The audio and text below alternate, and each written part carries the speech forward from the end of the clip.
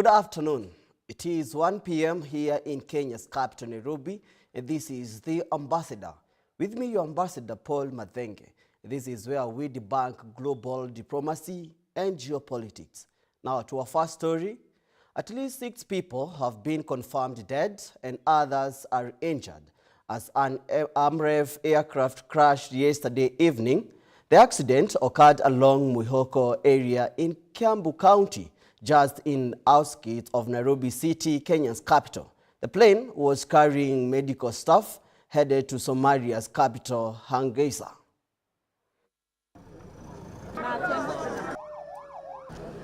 Only 3 minutes after leaving the runway at the Wilson Airport here in Nairobi, the capital city of Kenya, the Cessna plane run by the AMREF flying doctors came down near Mwihoko Secondary School in Ruiru, in the outskirts of Nairobi City.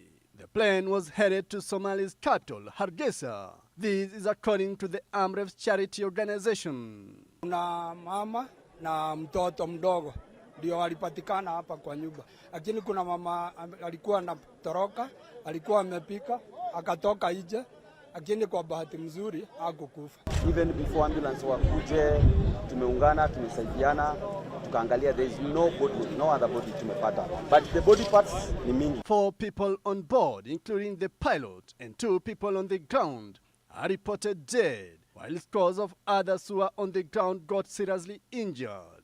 Kiambu County Commissioner Henry Wafula confirms. 2 doctors, 2 nurses, of course with the pilot. You can see the wreckages. The aircraft was being piloted, right? So that's what has happened. And then, 2 on the ground, you can see on the house. It landed fatally on the house. You can see serious injuries. We have already evacuated the seriously injured to hospital to be attended. No sooner had the plane took off from the Wilson Airport in Nairobi than it lost contact with the Air Traffic Control Center within 3 minutes and crashed. This is according to the Kenya Civil Aviation Authority, KCAA. Victor Udin, the ambassador.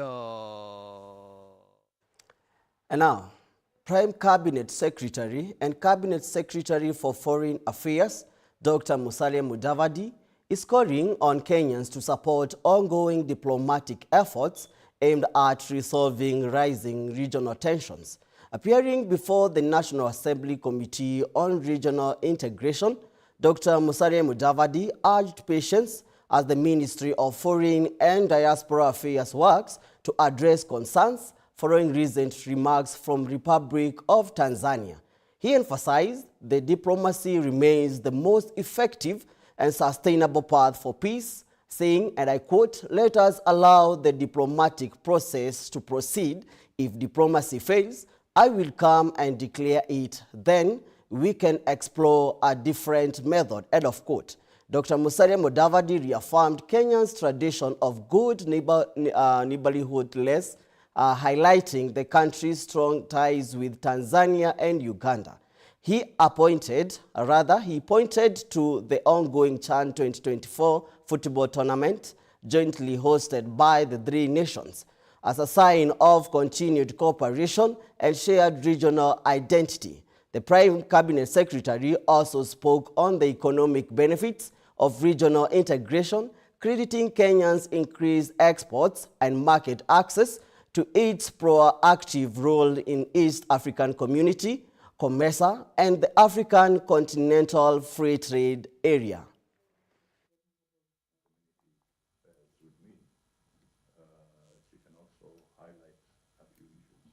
Of the common market and all that it entails, the free movement of goods practice.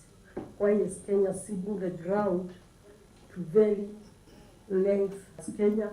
Why is Kenya treating the community with so soft gloves? Are we really abiding by the treaty? Then finally, in the recent time, as per the document, finding time to join us. This is a discussion where the slogan is saying why we as a committee are not only interested with the community, but with countries within the region, IGAD, AU. So my Why are we engaging in bilateral conversations with the United States? Because AGOA is coming to an end. And AGOA was a policy position or incentive given by the United States to all African countries, not specific to Kenya. It is to all African countries. So if the American government is not renewing the AGOA framework for all African countries, then each country must engage in a bilateral conversation. So Kenya has already taken up its role. I've been to the Trade Department. The Minister for Trade is in conversation, and we are working also through our mission on this matter so that we can tackle the issues around trade between us and the United. Kenya is not in any way involved in any hostile activities with any of its neighbors or any other African country. There's a lot of this talk in the papers, but we are not involved, and we've said it several times. I've attended the peace meetings in Paris on Sudan. I've attended the peace meetings in London on Sudan. Kenya continues to participate in humanitarian activities of Kenyans in Sudan through organizations like World Food Program and others. And we've lost some lives of Kenyans in that place. And I think it should also go on record that when the conflict hit its worst in the beginning, Kenya evacuated so many people from Sudan, and they are here. Kenya has facilitated those people, including not just Sudanese people. And now, in Nairobi, the National Organizing Committee for the 25th East African Community MSME Trade Fair was officially launched. Kenya is hosting the fair for the 7th time under the leadership of His Excellency Dr. William Ruto as chair of the EAC Summit. Now a major regional platform, the EAC MSME Fair drives innovation, entrepreneurship, and economic transformation. Cabinet Secretary Dr. Wycliffe Oparanya announced that this year's fair will focus on 4 key areas, which are access to finance, market access, digital transformation, and green financing, all aimed at strengthening MSME reliance and competitiveness. Principal Secretary Susan Mageni underscored the opportunity to attract investors and expand regional trade linkages. Kenya now sets the stage for the 25th EAC MSME Trade Fair, and with the President of Kenya as its patron, the MSME sector enjoys the highest level of national commitment. So, Waziri, this will be the 7th time, if I'm not wrong, that Kenya once again will be playing host to this very important event, the 25th East Africa Micro, Small, and Medium Enterprises Trade Fair. And so, if we were a human being, how old shall we be? 25. And which category will be Gen Z? So this is clearly a Gen Z fair, a Gen Z trade fair. And because it's a Gen Z trade fair, we have to do it differently, taking into consideration the feeling, the opportunities, the challenges, and the expectation of the most vibrant segment of our population today, not just in Kenya, but also in the a larger continent of Africa. So the expectations are high. So when we say we are going to set standards, that's where we are coming from. We are not just doing it the way it's been done, but you're doing it to meet the context and the space of our young people who we think that they can take advantage of this sector, create their own jobs, and also help governments in the region to create jobs for the rest of the young generation. And the emphasis there was that it is not just brick and mortar that is important. We can do brick and mortar, build the roads, have the best infrastructure. But if we have no focus on MSMEs to create economic activity, to create jobs for people, then the street demonstrations will continue on the best roads that we will have built. So this is a critical sector, and I'm happy that all of you who are here, you are keeping. And now, tensions are rising in Ivory Coast as President Alassane Ouattara seeks a controversial fourth term in office. The announcement comes just ahead of the country's 65th independence anniversary, marked by a military parade with a notable foreign participation. With the opposition facing legal hurdles and protests brewing, the road to October's election is already proving turbulent. Here are the details. Yes, I am a candidate because the constitution of our country allows me to seek another term, and my health permits it. I am a candidate because our country is facing unprecedented security, economic and monetary challenges, the management of which requires experience. Just days after President Alassane Ouattara announced a controversial fourth-term bid, Ivory Coast announced 65 years of independence with a military parade in Bouaké. Ouattara appeared in a military vehicle joined by French, American and Moroccan troops, highlighting the country's continued Western alliances, even as neighbors distance themselves from France. A country's strength is certainly measured by its socio-economic development, but also by strength of its army. This military parade demonstrated the military power that is Ivory Coast. We are pleased that friendly countries like the United States, France and Morocco participated in this parade, and all of this reflects Ivory Coast's position on the geostrategic and geopolitical stage. Ouattara's candidacy follows a 2016 constitutional change, removing term limits. Though he once promised to step down, he reversed course after his chosen successor died. Now 83, he faces growing opposition both at home and across West Africa. His main rival, Tidjane Thiam, was barred from running over dual citizenship. A planned protest in Abidjan was postponed, but is now set for this Saturday as tensions mount ahead of the October election. Elvin Muyodi, GBS News.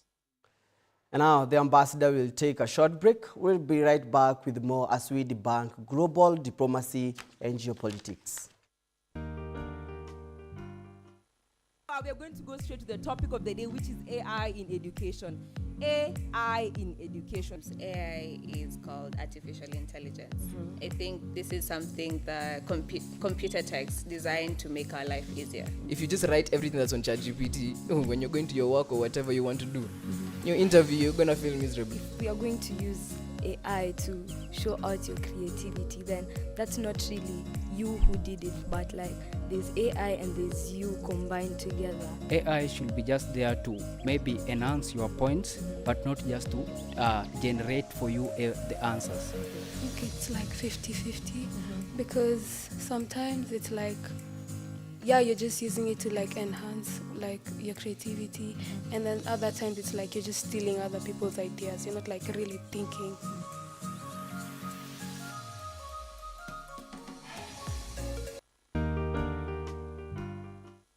Stay tuned as we dive into the vibrant world of creativity and expression.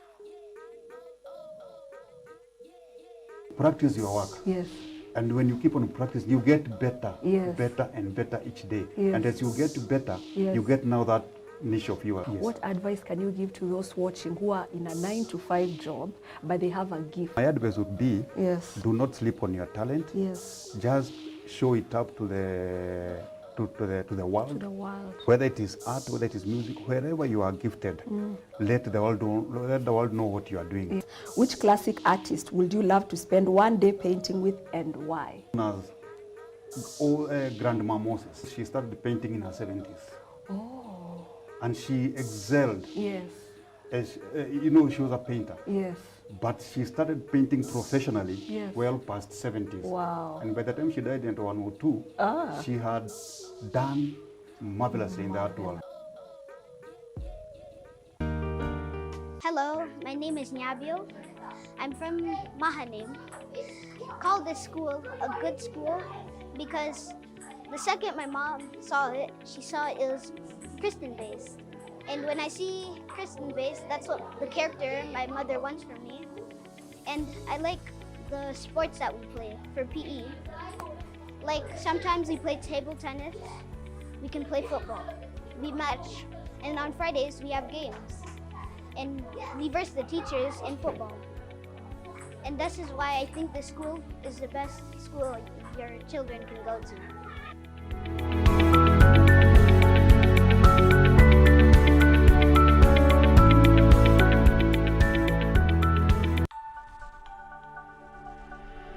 Everywhere, GBS.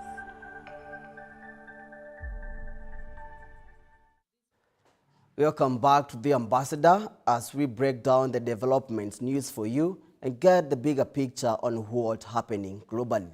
Now moving on, a group of young people has planted trees in a high-density suburb in Zimbabwe's Harare. The project, run by climate activist Tafazo Agweni, hopes to engage young people and bring awareness to climate challenges faced by the community and others living in lower-income neighborhoods. Let's have a look.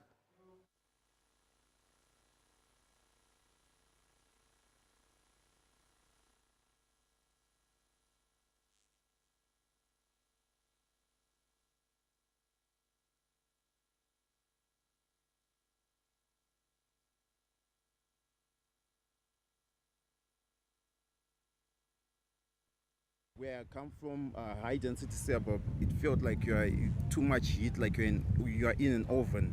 When you go to the northern suburbs, all of a sudden the environment has changed. It's cool. It's it's just beautiful to be in. And I realized that the major difference was in the tree density. We have planted over 7,500 trees since 2020. So that's 5 years of planting. We plant almost every month. The population in Harare itself, we are over 2 million people. Imagine 10 years going backwards, 10 years going backwards. This wasn't the situation, which means we have cut down a lot of trees. And now, Netanyahu has said he doesn't want Israel to govern Gaza, but rather to hand it over to an unspecified Arab force that will not threaten Israel. Senior Hamas leader Osama Hamdan was asked about those remarks. He says no Arab government will want to partner with Netanyahu. Let's have a look. First of all, this is a reconfirmation by Netanyahu that the occupation in Gaza is still ongoing. Whether it be through the siege of Gaza or ongoing military operations or future prospects. And it is what we have been saying all along, as a resistance movement, that the occupation is still ongoing. So any insinuation that the occupation is retreating or intending to retreat is full of delusions and misleading. The second issue is threatening another military operation and threatening more killing. And this raises a big questions around the world about the stance of the international community, the stance of international institutions, and the United Nations and the rest of the world who continually lecture us about how to deal with the Zionites entity. The Zionites entity intends to continue killing, and there is no one standing up to say that this war criminal should be stopped and that this person who is wanted by International Criminal Court should be handed over.